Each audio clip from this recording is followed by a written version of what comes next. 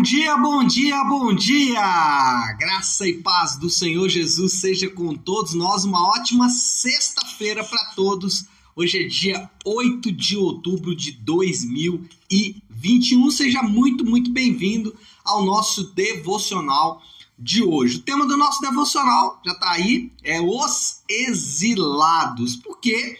Porque exatamente é o assunto que nós vamos falar aqui dentro do contexto do profeta Ezequiel. E quando a gente fala de exilados, é importante nós entendermos que o que nós estamos querendo falar é de uma visão escatológica, de uma visão final de todas as coisas. Ezequiel é um livro, assim como a grande maioria dos profetas, é um livro que tem uma pegada escatológica muito evidente, e Ezequiel não é diferente. Ezequiel, ele sempre nos lembra, ou sempre faz menção dessa conclusão de todas as coisas, dessa consumação de todas as coisas.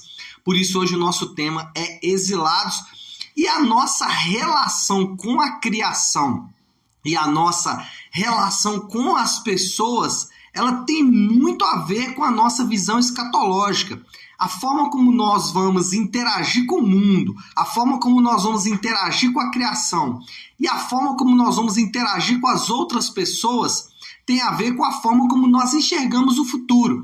Se o futuro para você ele é sombrio, se você não tem certeza do que haverá no futuro, ou se o futuro para você é um fim de uma existência ou o fim de todas as coisas, para você não vai fazer a mínima diferença se você tratar bem ou mal as pessoas ou a criação. Agora, se você tem uma visão escatológica, se você tem uma visão do fim, aonde o fim está definido, o futuro está escrito e você conhece esse futuro a partir das páginas da Bíblia, se você olha para a criação e sabe que a criação vai ser toda restaurada e que pessoas são importantes nesse reino escatológico, a sua relação com essas coisas passa a ser completamente diferente.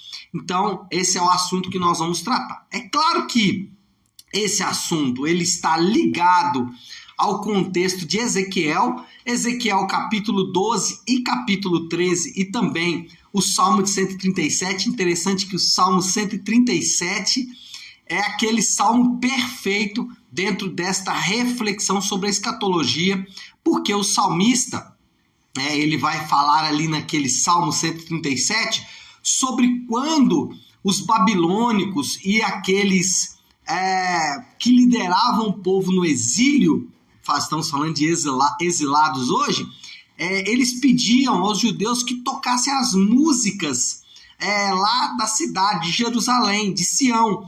E aí ele fala assim, como nós podemos cantar as músicas de Sião, sendo que Sião faz muita falta para nós aqui no exílio. Então, o Salmo 137, mais uma vez, tudo a ver com o que nós estamos fazendo. Bom, voltando para Ezequiel e esclarecendo o que Ezequiel estava querendo ensinar aqui com o seu contexto, Ezequiel ele foi ordenado por Deus, Deus ordenou, Deus deu um comando para Ezequiel para fazer um novo ato profético.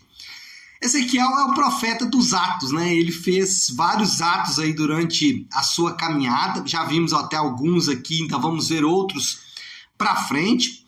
E nesse ato profético de Ezequiel, ele deveria encenar a partida para o exílio.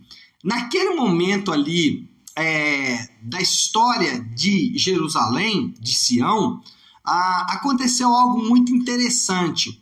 Havia algumas pessoas, alguns moradores, residentes da cidade, que eles iam por conta própria para o exílio. Eles sabiam que a batalha não seria vencida pelo exército de Judá, pelo exército de Jerusalém, que os babilônicos certamente venceriam aquela batalha, e muitos se entregavam logo para o exílio. E aqui obviamente que essas pessoas eram consideradas como traidores, porque abandonavam a sua pátria e se entregavam para o exílio. Tem um texto de Jeremias que ele conclama os seus contemporâneos a se entregarem para o exílio.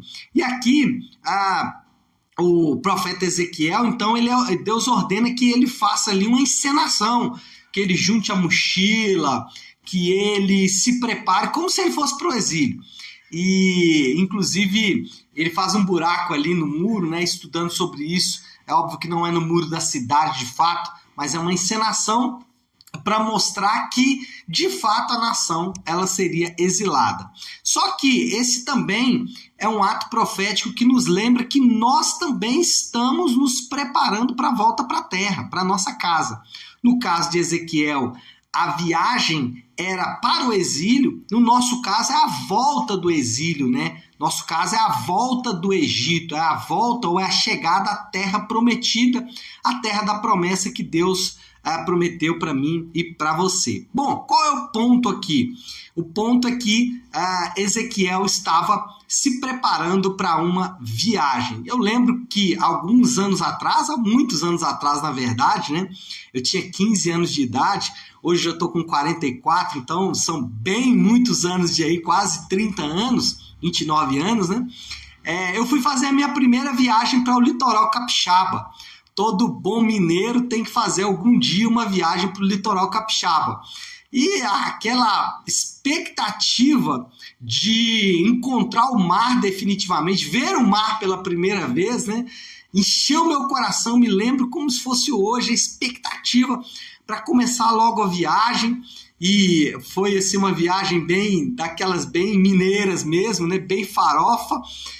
Eu lembro-me muito bem que meu pai tinha um Passat 78, e aí a gente se preparou, arrumou as malas, mas aquela expectativa para chegar logo no mar, para conhecer definitivamente o mar, para saber como era o mar, para ter ali aquela primeira experiência com o mar, foi algo realmente que marcou a minha vida. E o crente, ele vive também essa expectativa de logo partir em viagem para chegar logo para a sua terra, para a terra da promessa. Então, os crentes, eles devem viver como exilados, os crentes devem viver como se eles estivessem numa terra estranha, numa terra diferente, numa terra que não é a terra deles. Para isso, eles devem ficar sempre, o tempo todo, aguardando a restauração do reino.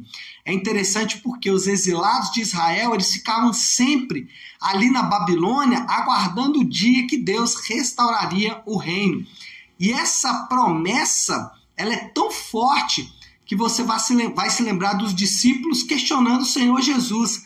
Jesus, é agora que restauras o templo, agora que restauras o reino a Israel? Por quê? Porque eles viviam ali aguardando a restauração do reino. Agora anote aí algumas características importantes. Primeiro, o reino ele será de paz, justiça, bondade e prosperidade.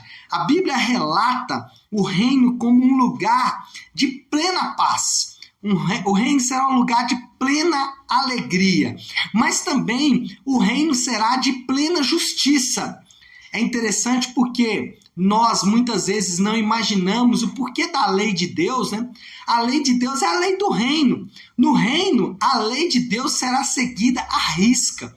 Nós vamos obedecer à lei de Deus de forma objetiva e direta. Mas além disso, o reino será um reino de bondade plena, tanto bondade da parte de Deus para com os seus súditos, né, com os moradores do reino, mas também entre os moradores do reino. E também o reino será um lugar de prosperidade. A prosperidade no reino será tão grande que Apocalipse chega a dizer que nas ruas da cidade são ruas de ouro. Então dá uma ideia aí do que vai ser a mudança de valores do reino, né? Aquilo que pra gente hoje tem muito valor, que é o ouro, lá no reino vai ser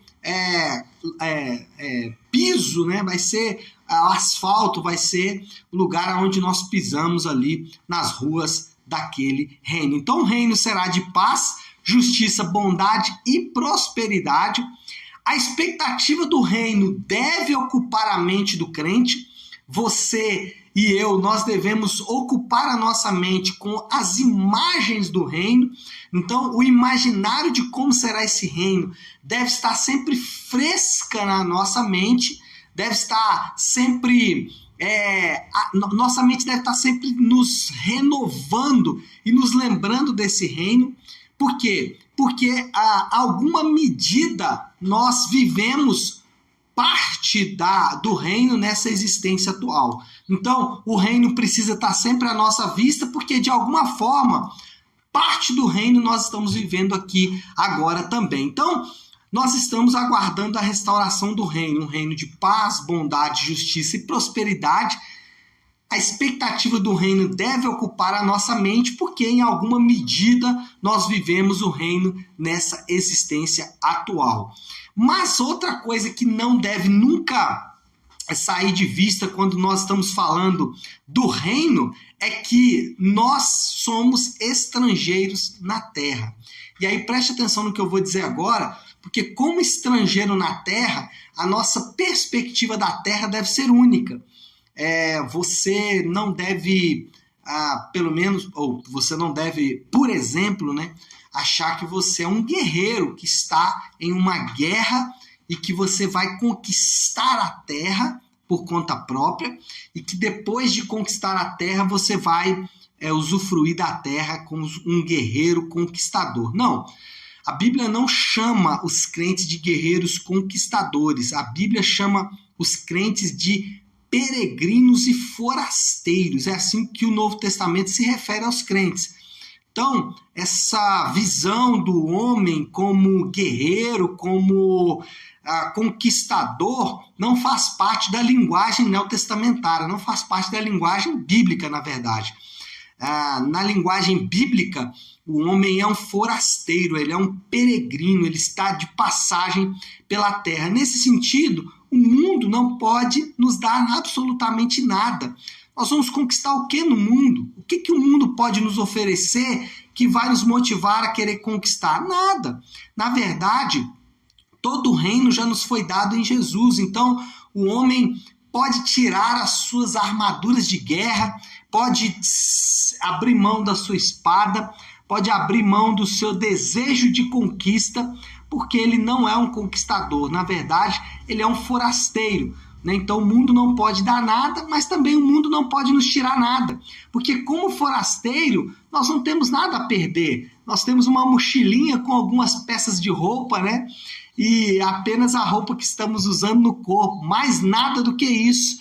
Então o mundo não pode nos dar nada, mas também não pode nos tirar nada. Nós vivemos como estrangeiros na terra.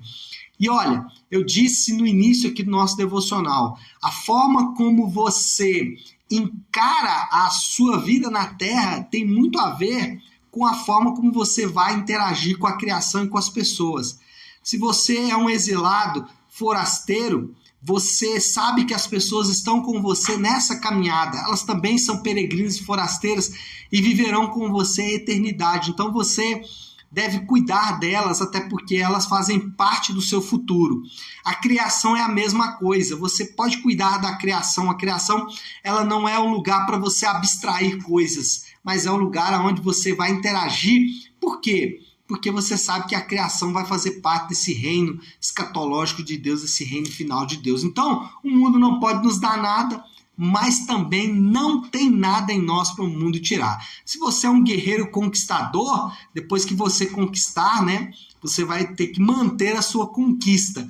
E aí sim o mundo vai poder tirar alguma coisa de você. Mas se você é um peregrino forasteiro, como o Novo Testamento nos chama, aí é diferente. É mochilinha nas costas, bagagem pronta, preparação para a caminhada, porque é de fato isso que nós estamos fazendo, vivendo como exilados, vivendo como aqueles que estão em direção à terra da promessa. Bom, foi isso que Ezequiel fez. Ezequiel contou uma história para os seus contemporâneos, uma história de uma viagem, uma história de alguém que estava pronto para fazer essa viagem junto com os seus contemporâneos, e essa história trouxe uma perspectiva nova para aquelas pessoas. E para nós que somos crentes, a visão escatológica ela deve ocupar o nosso imaginário. A visão final do reino, o reino de Deus como descrito por Jesus nas várias parábolas, O reino de Deus, como prometido por Deus em vários textos das Escrituras, deve ocupar o nosso imaginário. Esse reino já começou em alguma medida, e claro que hoje é apenas uma caricatura, é apenas um desenho, nós temos ali alguns traços desse reino, mas esse reino é uma promessa futura. Nosso futuro está garantido e esse futuro deve ocupar o imaginário dos crentes. A forma como vamos interagir com o mundo atual tem tudo a ver com a nossa visão escatológica. Se o mundo atual pode te dar alguma coisa, vai para lá, vai conquistar nesse mundo atual. Agora, se você entende como a Bíblia nos ensina que somos forasteiros e somos peregrinos, a nossa ideia é caminhar em direção à terra da promessa. Ou seja, a moral da história deixada aqui por Ezequiel é que nós somos viajantes com a mochila nas costas. Nós somos viajantes com a mochila nas costas, nada além disso, e nós estamos convocando pessoas a fazer essa viagem também conosco, viagem que vai nos levar então à nossa terra da promessa. Bom, qual é a aplicação que a gente pode deixar aí para essa nossa conversa de hoje, para esse nosso devocional de hoje? Pare e pense por um minuto. Se não dá para levar nada, para que a gente vai tentar acumular? É claro que isso não vai me fazer uma pessoa resignada, né? Eu não vou simplesmente abandonar a vida e deixar a vida me levar, não é a teologia do Zeca Pagodinho, né? Deixar a vida me levar, não é isso. Nós tratamos a vida e tratamos tudo aquilo que Deus nos coloca nas nossas mãos como mordomos, como propósito de Deus. Deus, ele nos colocou aonde estamos exatamente porque precisamos ali evidenciar a glória do reino, ou evidenciar que fazemos parte desse reino, mas também, em alguma medida, nós precisamos relaxar, porque não dá para levar tudo. A mochilinha é pequena e nós não vamos levar tudo, então, em alguma medida, nós podemos relaxar, podemos tranquilizar o nosso coração. Tá certo, pessoal? Bom, acho que é isso, né? Acho que deu já para falar bastante aí, o tempo já está andando com uma velocidade singular, então eu vou encerrar por aqui nosso devocional de hoje. Como eu faço toda sexta-feira, como eu faço toda segunda também, eu encerro o devocional da semana com a oração do Pai Nosso, com a oração que o Senhor nos ensinou. Então, se você puder agora, pare o que você está fazendo e vamos juntos buscar a Deus em oração, fazendo aí a oração que o Senhor nos ensinou, a oração do Pai Nosso. Ore assim: Pai nosso que estás nos céus, santificado seja o teu nome. Venha o teu reino, seja feita a tua vontade, assim na terra como no céu. Dá-nos hoje o nosso pão de cada dia. Perdoa as nossas dívidas, assim como perdoamos aos nossos devedores. E não nos deixes cair em tentação, mas livra-nos do mal, porque teu é o reino, o poder e a glória para sempre. Amém, amém e amém. Amém, pessoal? Bom, então é isso, né? Nós vamos ficando por aqui. Só deixar aqui 2 recadinhos importantes. O primeiro deles é que na segunda e na terça-feira, por conta do feriado, nós não teremos o devocional, nem na segunda-feira e nem na terça-feira. Segunda é um dia especial, aniversário da nossa querida pastora Flávia, e aí nós estaremos comemorando. Então, segunda-feira não teremos o devocional nem terça. Lembrando que nós vamos dar sequência aí o devocional nosso normal na leitura do livro do profeta Ezequiel. E o outro aviso, então voltamos na quarta-feira, o outro aviso é que domingo, às 10 da manhã, nós temos o nosso Nave On, é o culto de celebração da igreja Nave, e nós vamos ter um culto especial em comemoração do Dia das Crianças. As crianças não são a igreja do futuro, isso é engano. Essa expressão, as crianças são a igreja do futuro, é um engano. As crianças são igreja como eu, como você, né? Todos eles juntos conosco formam o corpo de Cristo, um corpo só. Então, essa história de que as crianças são a igreja do futuro está errada. As crianças são a igreja e domingo nós vamos celebrar junto com elas. Elas vão conduzir o nosso culto inteiro lá, vão fazer toda a parte lá da condução do culto e vai ser uma grande bênção. Então, domingo às 10 da manhã, tá certo? Fiquem com Deus, Deus abençoe, ótima sexta-feira e ótimo final de semana para todos.